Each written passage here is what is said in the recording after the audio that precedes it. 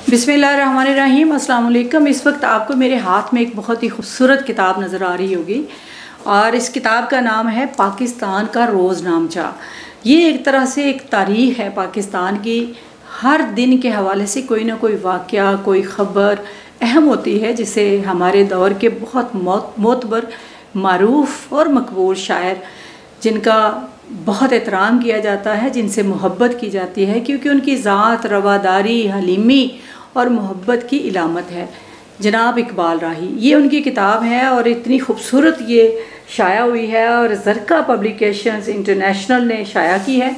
ज़रका हमारी बड़ी प्यारी शायरा है, लेकिन ये जो उसने काम किया बहुत बड़ा काम किया, इसलिए कि एक बड़े शायर को खिराज तहसीन पेश करना और किताब की सूरत में पेश करना, इससे बड़ी बात नहीं होती। और जो लोग हरफों का, लफ्ज़ों का, मोहब्बतों का मतलब समझते हैं, वो जानते हैं कि किताब का तोहफ़ा कितना बड़ा तोहफ़ा है। पिछले दिनों इकबाल राही साहब ने अपने घर में एक कमरे को गोशाए अदब का नाम दिया। कई महीनों से ये किसी हवाले से महफिलों में नज़र नहीं आ रहे थे, बीमारी थी, बीमारी की वजह से, और हम सब इनके लिए दुआ भी कर रहे थे, इनकी कमी को महसूस भी कर रहे थे। तो फिर जब इनकी सेहतमंदी का जश्न मनाया गया तो उसमें गोशाए अदब का इफ्तिताह भी शामिल था और ये किताब भी शामिल थी। तो वो गोशाए अदब देखकर बड़ी हैरानी हुई और उसमें जिस तरह पूरे लाहौर से, बल्कि मैं तो समझती हूँ कि जो लाहौर की मोतबर तरीन अदबी हस्तियाँ वो सारी वहाँ मौजूद थी। तो वहाँ जाकर ये भी इल्म हुआ कि इकबाल राही से लोग कितनी मोहब्बत करते हैं। तो गोशाए अदब में अदीबों की और लिखारियों की तस्वीर और बहुत नामवर लोग उसमें, फ़नकार भी इकबाल राही साहब के साथ, और फिर कुतुब। तो एक शायर का ये ख्वाब होता है कि उसके घर में एक ऐसा गोशा हो कि जिसको गोशा अदब कहा जा सके। मेरा ख्याल है कि ये एक मुनफरिद तकरीब थी और मुनफरिद काम भी था। तो मेरे साथ इस वक्त इकबाल राही साहब मौजूद है। मैं उनसे तो बहुत बातें की जा सकती हैं, लेकिन इस वक्त हम गोशा अदब पे बात करेंगे क्योंकि एक बहुत बड़ा काम इन्होंने किया। तो इकबाल राही साहब बिस्मिल्लाह, क्या हाल है? मेहरबानी। अच्छा, तो आप ये बताएं कि आपको पिछले दिनों क्या तकलीफ़ थी जिसकी वजह से आप काफ़ी गैर हाजिर थे महफिलों से और आपकी कोई एक्टिविटी भी नज़र नहीं आ रही थी? वो एक चेस्ट इन्फेक्शन था मुझे। अच्छा। उसकी वजह से ना वो इलाज भी जारी था, वो डॉक्टर ने मना भी किया था क्योंकि आजकल ये कोरोना जो है उसने तबाही फैलाई हुई है सारी दुनिया में। जी जी। और हर बंदा जो है वो परेशान है। तो आप एहतियातन फिर घर में ही थे? जी, एहतियातन वो उसको घर में कैद कर रखा था। अच्छा, तो ये गोशाए अदब का ख्याल आपको कैसे आया? असल में तो ये हम रहे हैं किराए के मकानों में। अच्छा। मेरे पिछले 50 साल जो हैं वो हमारे किराए के मकानों में गुजरे हैं। अच्छा। तो उस वक्त मेरे दिल में दो ख्वाहिशें थी जो इस अरसे तक बरकरार रही। एक ये कि मैं अपने घर के बाहर अपने नाम की तख्ती लगाऊं। दूसरे ये कि मेरे घर में एक कमरा मखसूस हो जिसमें मेरे अलावा किसी का अमल दखल ना हो। वाह वाह वाह। तो ये दो ख्वाहिशें आपकी दुआ से अल्लाह ताला ने पूरी की हैं। ये घर आपका अपना है? जी अपना, अब हो गया है, 3 साल हो गए तकरीबन। अच्छा, माशाल्लाह। और इसमें मेरा इतना वो तावन नहीं है जितना हमारी अहलिया का तावन है। अच्छा, माशाल्लाह। उनकी बचत वो जो हमारे जो ससुर बहुत हुए थे ना, तो उनका कोई मकान का पैसे थे, वो सब तकसीम हुए। हमारी जो 2-3 सालियाँ थी उनको भी मिले, हमारी बेगम को भी मिले। अच्छा। उन्होंने तो खर्च कर दिए। अच्छा। लेकिन इन्होंने, हमारी बेगम ने बचा कर रखे। जी माशाल्लाह। फिर कुछ कर्ज लिया, कुछ कमेटी वगैरह डाल के ना, तो ये मकान हमने ले लिया। ये कौन सा इलाका कहलाता है? ये सांदे का इलाका है। सांदे का। और पहले भी यहीं रहे, 20 साल यहाँ रह के गए। हाँ बिल्कुल। और आप हैरान होंगे कि हमने इस अरसे में को 18 मकान बदले हैं। अच्छा। जो सबसे पहला मकान हमने लिया था ना किराए पर, उसका 300 रुपये किराया था। अच्छा। और अब जो छोड़ा है उसका किराया था 18,000। तो सांदा जो इलाका है उसके साथ एक आपकी ख़ास उनसियत भी नज़र आती है, क्योंकि बंदा फिर आदी भी हो जाता है किसी जगह रहने का, है ना? जी। ये भी तो मैंने जब उस दिन मैं भी इकबाल राही साहब के घर में गई जब ये गोशाए अदब की तकरीब थी, और हमें इतनी ज़्यादा ट्रैफिक में फंसना पड़ गया, कोई तकरीबन पौना घंटा हम सड़क पे फंसे रहे, लेकिन वो दिल में जज्बा इतना था, एहतराम था कि हमने हो के आना है। तो वहाँ मैंने देखा कि जो असल लाहौर है, असल ज़िंदगी वही है कि गलियों से गुजरते हुए आपका दूसरे लोगों से तारफ़ हो रहा है, आप बातें कर रहे हैं, बच्चे खेल रहे हैं। अब जो हमारी बहुत ही डेवलप्ड सोसाइटीज़ हैं उसमें तो ये है कि आपको पता ही नहीं कि आपके साथ वाले घर में कौन रह रहा है। और क्या कर रहा है। तो ये जो एक हमारा मुआशरती एक लाहौर का कभी होता था अंग, वो तो आपके इलाके में मुझे नज़र आया और बहुत अच्छा लगा। तो इसीलिए मेरा हाल है जब आपने घर ख़रीदा तो तब भी उसी इलाके का इंतखाब किया। अच्छा, तो जो गोशा अदब है उसमें क्या ये आपका अपना कमरा होगा? अपना कमरा, बिल्कुल। उसमें क्या करेंगे बैठकर? अदब भी पढ़ते रहेंगे कि? हाँ, वही बस वो लिखने पढ़ने का काम वही होता है ना। अच्छा, रात को मैंने कोई वक्त मखसूस किया हुआ है। अच्छा, 2-3 घंटे बैठता हूँ। अच्छा, जो माशाल्लाह। लिखना होता है, जो पढ़ना होता है, यानी वहाँ आपकी सारी चीज़ें संभाली पड़ी हैं। जी जी, हाँ, तो वरना तो ये होता है ना कि शायर की कुछ चीज़ें इधर पड़ी हैं, कुछ उधर पड़ी हैं, तो ये एक संभाल भी हो गई और एक बड़ा अच्छा। तो शायर तो खुद भी इधर उधर पड़ा हुआ होता है लेकिन हमने अपने आप को महफूज कर लिया उसको। वाह वाह, बहुत अच्छा। अच्छा इकबाल भाई साहब, आपको माशाल्लाह जिस तरह अभी आपने बात की, आपके मिजाज में एक मिज़ाह का रंग भी है और आप अक्सर जब फिल्बदी जो बातें करते हैं वो तो बहुत ही माशाल्लाह नाकाबिले फरामोश होती हैं। तो मज़ाहिया आपने लिखा है कुछ? मज़ाहिया बहुत लिखा है। पहले एक यहाँ से एक पर्चा निकलता था, कह कहा। अच्छा, उस पूरा ही मज़ाहिया था। अच्छा, फिर एक उसके मुकाबले में था चांद। अच्छा, ये 2 पर्चे थे सिर्फ लाहौर में मज़ाहिया। अच्छा, उसमें मैं मजाक भी लिखता था, गज़लें वगैरह। फिर उसमें कुछ फिल्मी गाने होते थे जिसकी पैरोडी करनी होती थी। अच्छा, तो मैं वहाँ पीर मक्की में उसका दफ्तर था। अच्छा, तो वहाँ जाता था, तो हकीम नूर मोहम्मद चौहान साहब थे उसके एडिटर। तो मुझे वो 8-10 पैरोडियाँ देते थे फिल्मी कि जी इनकी पैरोडियाँ करें। तो 10 पैरोडियाँ की करते थे, 10 रुपये मिल जाते थे। वाह वाह वाह वाह। लेकिन आपने मज़ाहिया कलाम छापा नहीं है? हाँ, छापा नहीं है, मुख्तलिफ उसमें छपता रहा है। अच्छा, कहा पर्चा था ना, उसमें छपता रहा है और महफिलों में पढ़ते भी रहे हैं। तो ये जो कतात हैं ये कब से आप लिख रहे हैं? ये तो मैं 10 साल हो गए हैं। 10 साल हो गए। तो कैसे इस तरफ आपका ख्याल आया अखबार में लिखने का? और ये पहले मैं रोज़नामा मगरबी पाकिस्तान में लिखता था। अच्छा, अनवार कमर साहब वहाँ होते थे, तो कमर अजनावी उसके एडिटर थे। तो वहाँ मैंने कते लिखे, लाहौर की डायरी भी लिखी। उसके बाद फिर कोहिस्तान में भी लिखता रहा मैं। वहाँ एहसान बीजी साहब थे। फिर इस्तकलाल एक पर्चा था ज़हूर आलम शहीद साहब का, उसमें भी मैंने लिखे हैं। उसके बाद अफलाक एक पर्चा था जो इमरान मुश्ताक ने एडिट किया, वहाँ भी लिखे। उसके बाद फिर वो अजहर गौरी साहब थे और साहब अखबार में मैगज़ीन इंचार्ज, उन्होंने फिर कहा कि अब यहाँ कथा शुरू करें। पहले वो लोकल सफ़े पे लगता रहा है, उसके बाद वो एडिटोरियल पेज पे 5 साल से वहीं छप रहा है।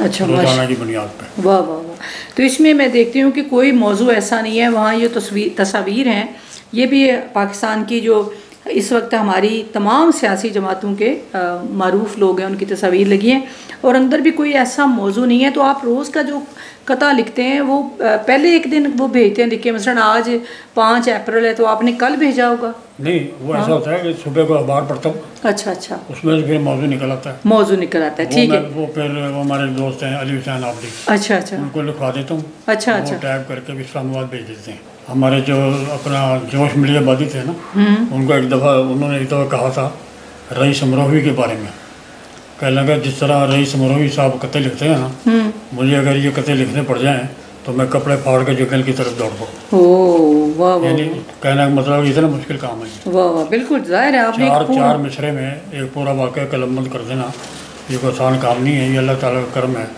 कि अल्लाह ताला ने हमें ये सलाहियत दे रखी है। हाँ, अच्छा, ये एहतियात करो जो आपका एक कथा है, मैं कहती हूँ ये आप खुद पढ़ें क्योंकि ये मेरा हाल कोरोना के हवाले से है। जी, है ना? जी, ये पढ़ दें।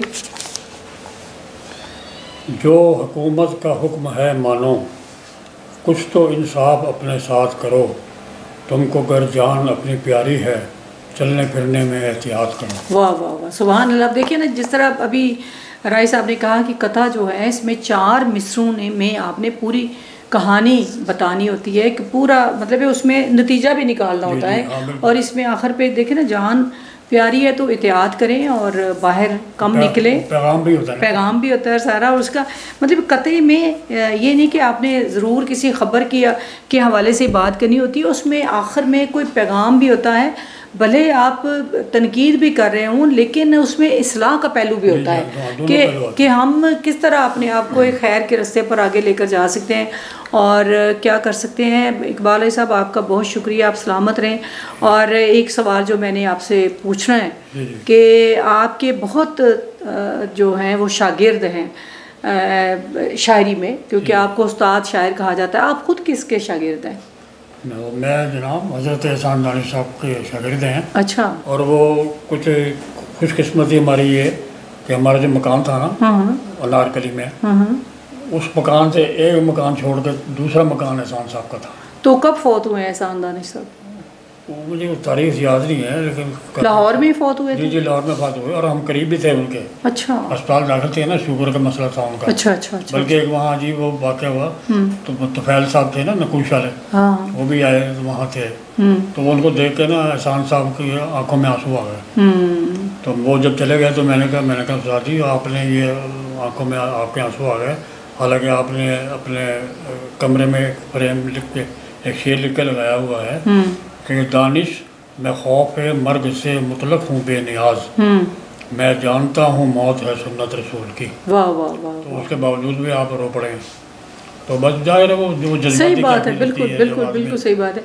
तो इकबाल राय साहब का जो एक शायरी के हवाले से मुकाम है वो अलग है, लेकिन इनकी एक पहचान जो है फिलबदी शायरी, ये भी इंसान का शायर का इम्तिहान होता है कि मौके पर मैंने देखा कि किसी भी तकरीब में ये अचानक आए हों, यानी ज़ाहिर है कि पता नहीं होता कि वहाँ किस किस इंसान ने आना है। कई दफ़ा तो कार्ड पे नाम लिखा होता है कि इस बंदे ने बात करनी है, बाज़ का तो वहाँ महफिल में कुछ बड़े लोग आ जाते हैं कि जिनका पता नहीं होता। तो मैंने इनको देखा कि वहाँ पेंसिल पकड़ कर और लिख रहे हैं, और इतना फिर शानदार वो होता है कि खराज तहसीन बंदा पेश करता है इनको।